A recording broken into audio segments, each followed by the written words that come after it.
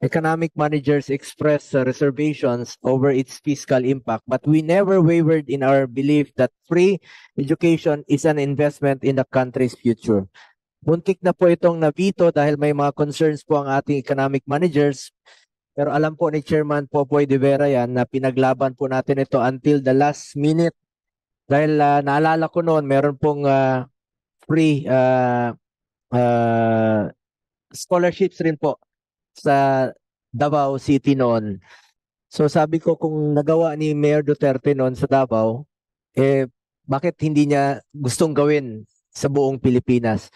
Pinaglaban po natin ito hanggang sa hating gabi na hindi po mabito kahit ayaw ng mga finance manager dahil kakulangan po sa pondo. And finally, bilang SAPNO na Special Assistant to the President, piniliwanag natin sa Pangulo along with the CHED at napirmahan niya po ito at naging batas na po ito ngayon.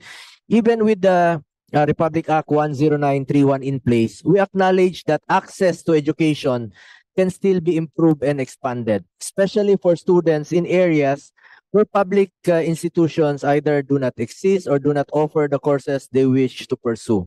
Persistent barriers may prevent much young Filipinos from fully realizing their academic aspirations, such as geographic isolation, limited program offerings, and resource constraints in public schools. Kaya nakikiusap po tayo sa ating chairperson at mga kasamahan dito sa Senado, kay Chairman Senator Alan Peter Cayetano. Alam naman natin na isa rin po siya sa nagcha-champion ng free education sa ating mga kabataan. I filed Senate Bill 169 by seeking to expand the free tertiary education subsidy or test coverage. This measure proposes the inclusion of qualified poor students enrolled in private higher education institutions, HEIs and TVIs, especially in localities where comparable programs are not offered by nearly public institutions. Lalong-lalo na po yung mga nasa malalayong lugar na wala pong state universities and colleges. It also proposes a voucher system that would allow academically qualified and economically disadvantaged students to receive financial assistance for studying in private schools, even in areas where public institutions exist.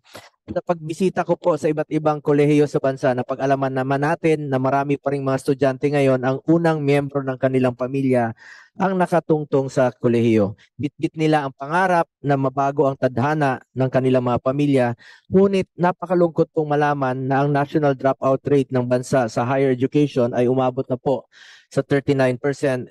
As recently reported by the Second Congressional Commission on Education or EDCOM2, ang karaniwang dahilan ay ang kakulangan sa pangtusto sa araw-araw na pamasahe at iba pang gastusin. Mr. Chair, as Dr. Jose Rizal once said, ang kabataan po ang pag-asa ng ating bayan at parati kong sinasabi yan bilang chairman ng Committee on Youth na yung edukasyon po puhunan natin hanggang sa pagtanda natin, hindi po ito nawawala. If we fail to support them in finishing their education, we risk failing not just the students, but also the future of our nation. Para maipagpatuloy ng mga kabataan, lalo na po yung mga mahirap ang kanilang pag-aaral, sinusuportahan po natin ang scholarship programs ng gobyerno. Tumutugon ito sa mission natin na mapagkalooban po sila ng inclusive and quality education. Marami pong scholarship programs ang CHED na maaring ma-avail ng ating college students sa kasalukuyan. Nariyan po ang tertiary education subsidy, scholarship na merit-based. Meron din pong tulong-dunong program, scholarship na hindi nangangailangan ng maintaining grade basta't nakapasa ang estudyante. We have to promote these scholarships dahil baka hindi lang alam ng ating mga college students na may mga ganitong programa. Minsan po hindi nila alam unless na nasasabi po sa kanila. Handog ang ng ating pamahala na pwedeng makatulong sa kanila para makapagtapos ng kolehiyo. In line with this, I would also like to raise some concerns to CHED. Tuloy-tuloy po ba ang scholarship programs ng tulong-dulong ngayon? At may natanggap akong report na plano ninyo itong gawing isang taon na lang ang coverage ng scholarship grants under TDP. Noon, once mag-qualify sa TDP, tuloy-tuloy po ang scholarship grant ng TDP per semester hanggang sa makagraduate ang estudyante. We also got concerns regarding the delayed release of grants. Minsan po, umaabot na po ng isa o dalawang taon po ito, baka hindi na po magamit ng estudyante. Mas kailangan nila immediately po yung assistance mula sa CHED. Ano ho bang naging rason kung bakit po natagalan po ito? We hope the CHED could look into this matter. May iba po, nakagraduate na lang po estudyante bago nila na-receive ang grant. Mr. Chair, every scholar who finishes college brings hope not only to their family, but also to the country. Kaya tungkulin natin at tiyakin na walang kabataang Pilipino ang mapipilitang tumigil sa pag-aaral dahil lamang sa kahirapan. By empowering our youth through education, we secure a brighter and stronger future for the country. So maraming salamat po, Mr. Chair. Alam ko lahat ng nagsa-champion ng education ay narito sa aking tabi. Bilang chairman po ng Committee on Youth, nakikiusap po ako sa inyo na magtulungan po natin ito. Senator Win, ang ating chairman ng finance, ang ating chairperson po ng basic education, Senator Bam Aquino, sa chairperson Senator Alan, tulungan po natin. Kanina nilapitan ko po siya na matulungan po natin ito. And of course, ating TESDAMAN, ang ating nagsa-champion rin po sa ating mga scholars, Senator Joel Villanueva. Maraming salamat po, Mr. Chair. Thank you very much, my friend, Mr. esteemed colleague, for your privileged speech and opening statement. May I now, very comprehensive, no, and I think well taken ng Chair. May I now ask the chairperson on the Committee on Basic Ed and someone who ran on the education platform and hit the ground running with his committee to give his opening statement, please. Thank you very much, Chairman. Maraming salamat kay Senator Cayetano for leading this hearing. At binabati ko rin yung mga education champions po dito, Senator Gatchalian, Senator Go, and of course, Senator Villanueva. Alam niyo po, the last time I was here, nabuo po yung RA 10931, no, or the Free College Law. At nung panahong yun, ako po yung Deputy Minority Leader, pero buo yung suporta ng lahat ng mga kapwa senador. In fact, even President Duterte signed the law, no? And that was a good example of different groups coming together para po sa ating bansa. At the last SONA ni President Duterte, and Senator Go of course remembers this, ito po yung isa sa mga accomplishments ng Administrasyong Duterte. In the Marcos administration, ulit, pinagmalaki na naman yung Free College Law. So nakita po natin na over 2 administrations, ito po yung highlight pagdating ng SONA. And yet, nakita po natin in 2025, nabawasan yung pondo ng Free College Law. So alam ho natin, pinagmamalaki natin to. Alam natin na maraming kabataan na nakikinabang dito. Alam natin na maraming pamilya ang tuwang-tuwa na may tulong. Pero nabanggit na rin po ng mga kasama ko, bakit yung pondo tila bumababa? No? So my intention for this committee and eventually with the Chairman of Finance is really to see how we can support and promote the law even more. Paano natin masigurado na mas maraming kabataan ang pwedeng makinabang dito sa ating Free College Law, dito sa 10931 and the other laws that have come out to support it even further. No, makita ho natin, sapat na ba ang tulong sa mga SUC? Nakita ho natin yung mga SUC chairperson na nung nabuo po yung batas, ang baba ng kanilang tuition fee na nilagay, parang na-penalize pa sila kasi mas maliit yung nakuha nila. Baka po panahon na ma-recalibrate natin yung tuition fee ng mga SUC. Yung test, na alam ho nating napakarami pong bills na nakafile about investigating test again. Nabibigay ba ito ng tama? Nadidistribute ba ito ng tama sa ating mga kabataan? Is it based on need? Is it based on the intention of supporting our poor but deserving students? O naibibigay ba ito based on other standards? No? Ito ang gusto rin ho natin malaman. Nung unang panahon, which is back in 2017, I'm sure Senator Gatchalian remembers this, napapayag po natin yung private sector.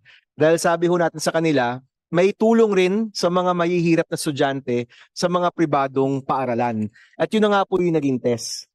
Kung ito po ay bumababa or hindi ito nabibigay ng tama or yung pag-escalate ng test ay hindi kasabay ng pagrami ng mga estudyante sa pribadong eskwelahan, naiiwan rin po sila. No? So we have our support for our students in SUCs and LUCs. We need to support our SUCs and LUCs to enroll even more students. Kasi yun naman po yung lagi silang nape-pressure to enroll even more students even if their budget cannot handle any more students. At the same time, marami ring estudyante sa mga pribadong paaralan na nangangailangan din.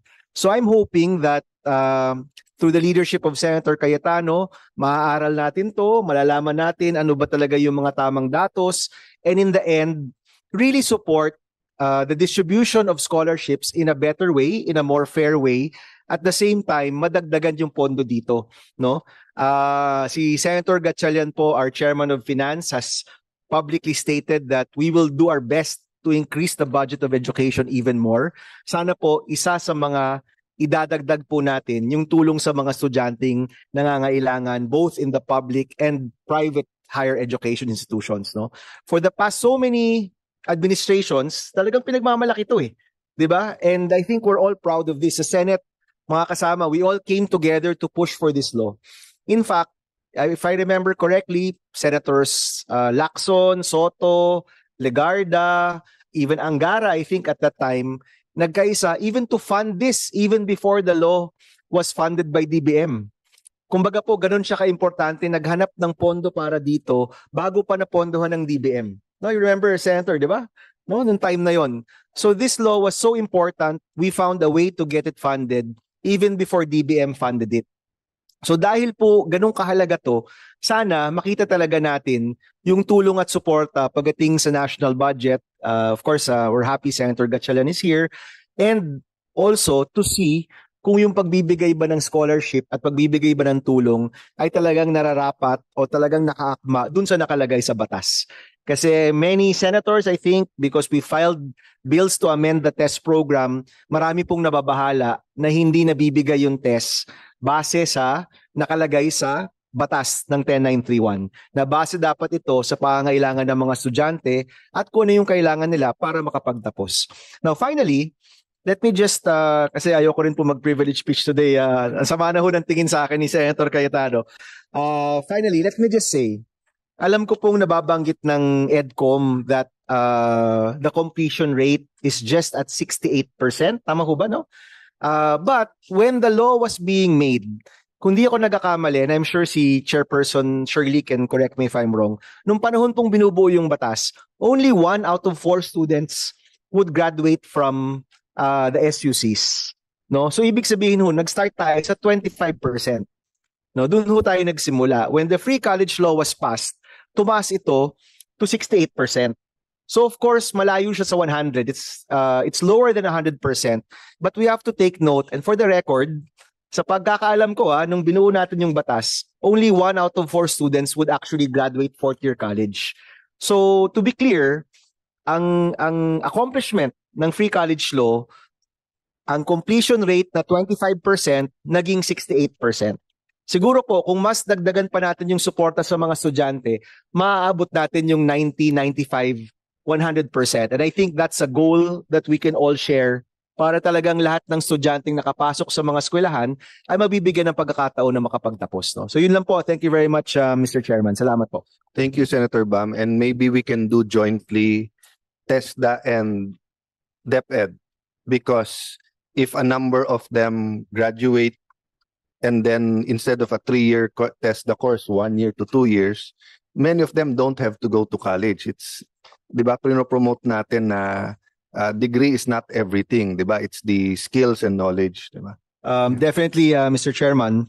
Yung isa ring na pag-usapan namin ni Chairperson Shirley kanina, makakabahala yung balita na 35% lang na mga graduate natin ang may trabaho, no? I think the chairperson was quoted, or I'm quoting one of the articles or one of the interviews of the chairperson.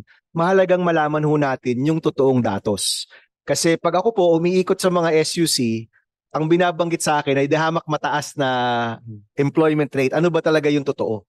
Kasi once we find out what the real employability or employment rate is, sabihin mo nang after 6 months, after 1 year, after 2 years, doon natin malalaman kung yung course offerings ba natin ay talagang akma o hindi.